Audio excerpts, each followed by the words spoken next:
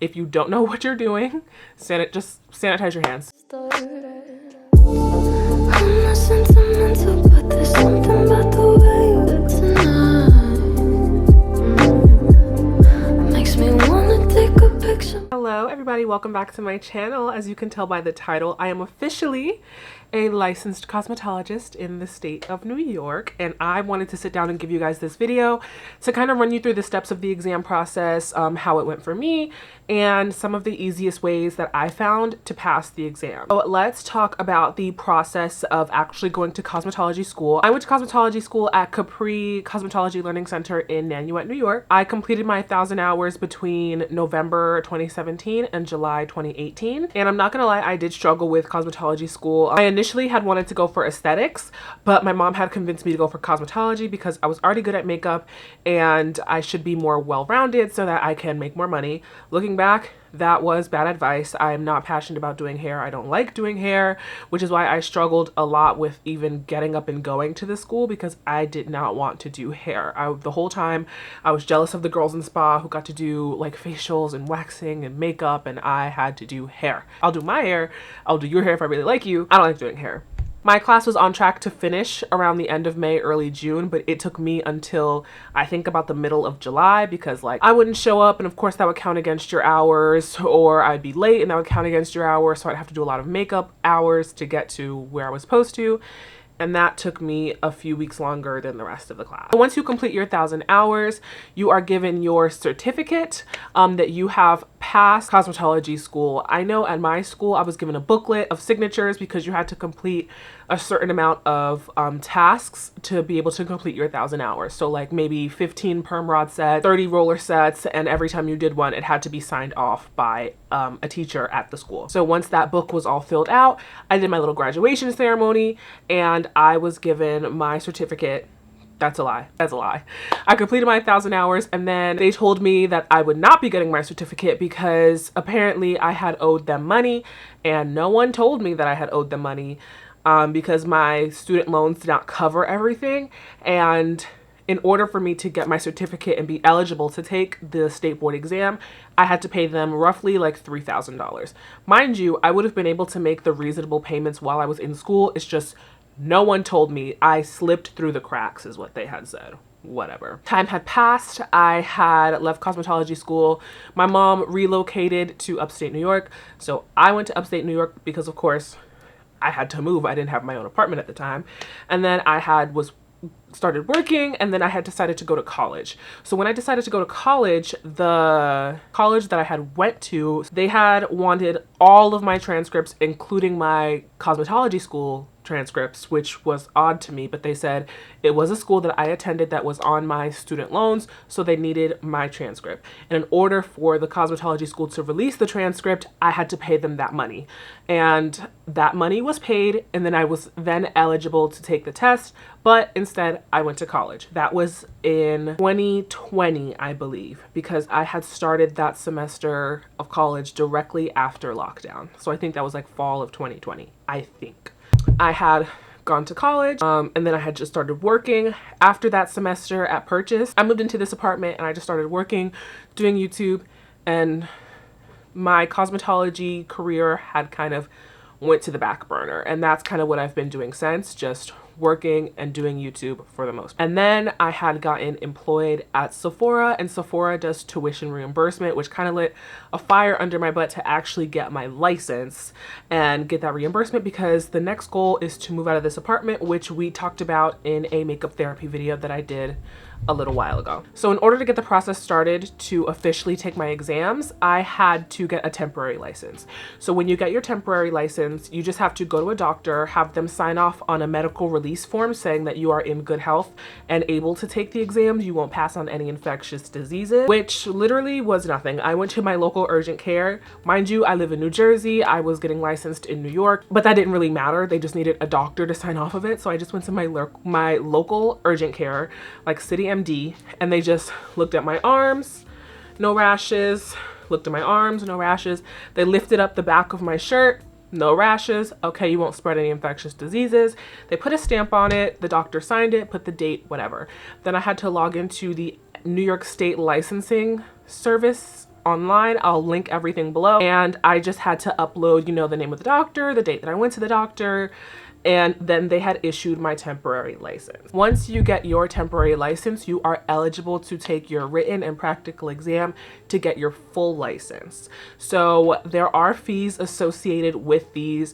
I think there was like a $40 fee, a $5 fee, and then the exams were $15 each. I can't remember exactly all of the fees, but I know 100% it was less than $100 for me to take both exams. So once I paid all of those fees, I received an email like, you are eligible to schedule your exams, and I scheduled both of my exams for January 6th, 2025. My written one would be in the morning, and then my practical exam would be in the afternoon. So the morning of the exam, I went to my testing site, and online it says that you need a valid ID and the ID number that they associate with you when you go to take the exams.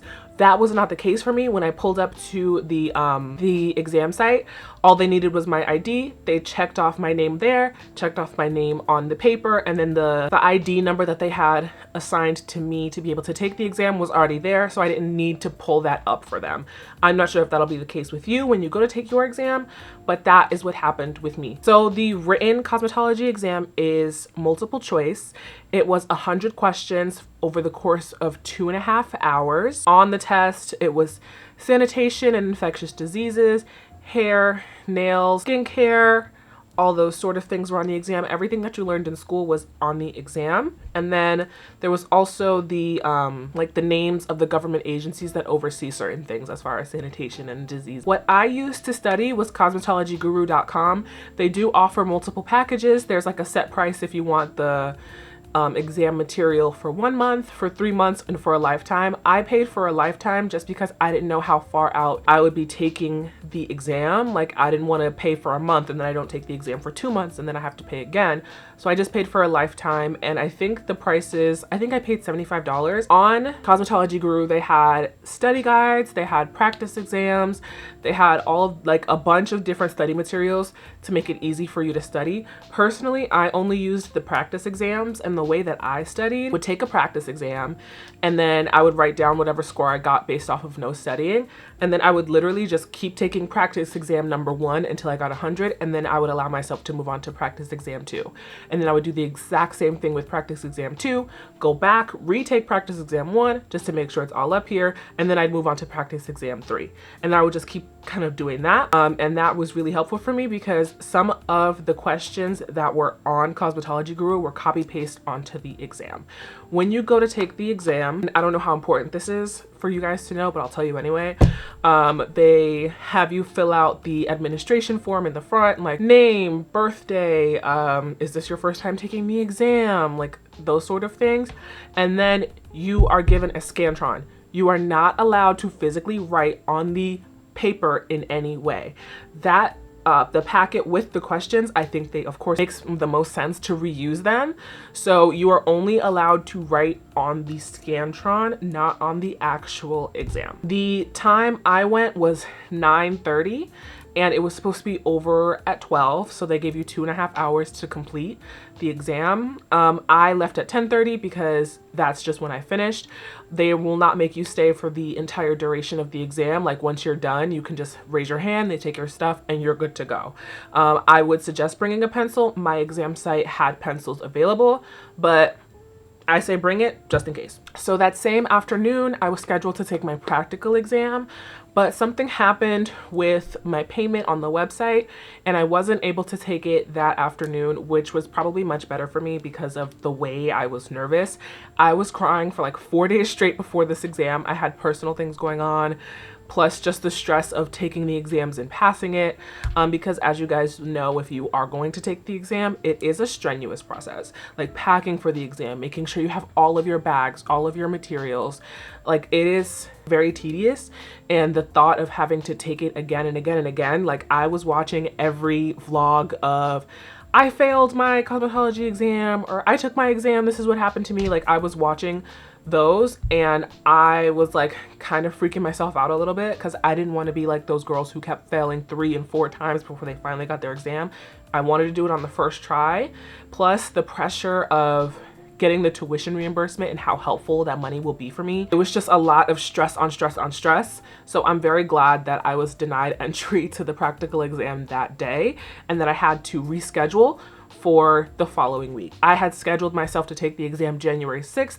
That didn't work out because my name was not on the list. So I had scheduled it for January 14th at a different location. I was originally going to take the practical exam at Saunders High School in Yonkers, and I ended up taking it at Empire Beauty School in Manhattan. So my practical exam was at Empire Beauty School in Manhattan from 5 p.m. to 8 p.m. I had my bag with me. When I went to go check into the exam, they made sure to check my mannequin, make sure it was all human hair, not tampered with at all in any way, and they checked my curling iron. My curling iron was 1 inch, which was too big for the exam. For the exam, you're supposed to have 3/4 of an inch for a Marcel curling iron, no spring clip curling irons, of course. They were concerned that my curling iron was a little too big, but he said, like, you might just lose points for that. That's not a make or break for your performance on the exam, which already kind of made me nervous. I was sweating the whole time, literally started my exam shaking. But as the time went on, like, I had calmed down. What to expect the day of the exam: you need to come in some sort of smock or apron, not apron, but some sort of smock, like a hairdresser's smock, for like protection of your clothing. I'll link the one that I had purchased down below. The sizing on it runs small. I got a medium and it was tight, but I'm gonna link it down below, the one that I had used. Mine was actually for like grooming for like vets or whatever, like the like animal groomers, but hey, it worked. I passed. Very important that you bring your own mannequin stand. Like, I brought my mannequin stand to my first exam, but it wasn't like a good mannequin stand. When I went to actually take it, when I knew I was on the list, I brought my good sturdy mannequin stand. I thought because I'd be taking my exam in a cosmetology school that one would be provided. It is not provided and is not on any list that you will see, at least that I saw, whether that be online for the New York State website or the list that my cosmetology school provided me to prepare for the exam. Nowhere said that you had to bring your mannequin stand. Bring your mannequin stand, bring two just in case of anything. The actual exam process, of course, starts with the haircut and then some thermal styling, and then demonstration of technique, which was finger waves, pin curls, and a roller set, 3 rollers on the top of the head, and then chemical services. You are given 3 hours to complete the exam. 50 of those minutes is for the haircut, and I know my haircut was botched. I know my haircut was terrible. I walked in knowing my haircut was terrible because even in school I was bad with haircutting, but somehow I still passed. The girl next to me, unfortunately for her, during her haircut, she had cut her finger, so it was like blood all over the place, and I felt so bad for her. I knew my haircut would be bad. One thing about the exam, they only grade what you do. So if you do not finish a portion of the exam, they'll just grade what you have done. I think the most important thing to finish though is the haircut, because the haircut sets you up for the rest of the exam. So if you have long pieces here, short pieces there, you won't be able to do your rollers right, you won't be able to do your perm rods right, your finger waves might come out crazy, your pin curls are definitely gonna come out crazy. So make sure if you finish anything, finish the haircut. I didn't finish my pin curls. I knew my haircut was chopped and screwed, and when I did my relaxer retouch on the back of the head, I was always told use an ample amount of product so your examiner can see what you have done, but I had used too much product and actually got product on the ends of the hair, but I guess those were not determining factors. She saw that I was able to do the procedure the way it was supposed to be done. I was just a little messy, so I guess she was very nice and passed me. After my exams, I got my results very quickly. So my written exam I took on a Monday. I had my results by Thursday. My practical exam I had taken on Tuesday, and I had my results the following Tuesday. I think I would have had them by Friday. No, I'm sorry. I probably would have had them by Monday, but Monday was Martin Luther King Day. And of course there was a weekend in between then. So I got my results a full week after, and I had passed both of my exams. So I am currently waiting in the mail to receive my final license. I do have my temporary. It says 7 to 10 business days for you to receive your license. I got an email for both exams saying your exam results are ready. You know, it provides you a link for you to check your exam results. You will not get a numbered result on your test.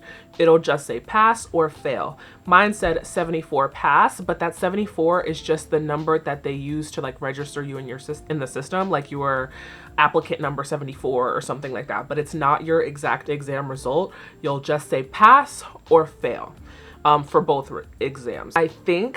I'm not sure. I don't care to request one. I don't want to know what I failed in. I know what I failed in, but I think you can request a breakdown of your practical exam results and see what you were lacking in if you do fail, so you can take it for the next time. I did not care to request those results. I passed, so I was like, hey, where I'm lacking is not my business. I passed. But I think those can be requested because I have seen it done before. And then I just guess the next part of your exam process or your career process after passing your exam would just be trying to find a job in your area or creating a job in your area, whether that be working from home if it's legal in your state, or, you know, apprenticing or anything like that. Like even if you want to be a makeup artist at Sephora, or if you want to be a hairdresser at Ulta, you are now licensed and you have the opportunity, or even if you want to work at Supercuts, you are now licensed and you can go on in your wonderful career of doing hair or makeup or whatever you choose. To sum it all up, for your written exam, come prepared, bring your ID, and relax. Use Cosmetology Guru. I promise you it is the best resource that I have used, and I took my exam and I passed it on the first try. Mind you, I went to cosmetology school 6 years ago. I went to cosmetology school 6 years ago and I passed both of my exams on the first try because of Cosmetology Guru and going online and watching the girlies take the exam, like watching all of the New York State Board exam YouTubers who are providing tips and providing all of the things so that you will pass your exams on the first try like I did. For your practical exam, if you don't know what you're doing, just sanitize your hands. Just pick up that sanitizer and sanitize your hands. They don't care to know that you are a good cosmetologist. They just want to know that you're able to perform, for the most part, the things on the exam, and that you will not be passing on any infectious diseases. After everything, sanitize those hands.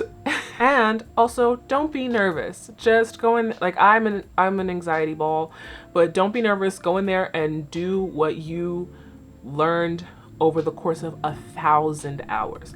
1,000 hours have prepared you to take this exam. You go in there and you got it. And finally, good luck to any of the girlies who are taking the exam. Let me know how it goes. Let me know if you have any specific questions on the exam process, what that was like. I can answer them down below for you. And don't forget to like, subscribe, and comment. And I love you guys so much. And I'll see you guys in the next one. Bye. Good luck on your exam.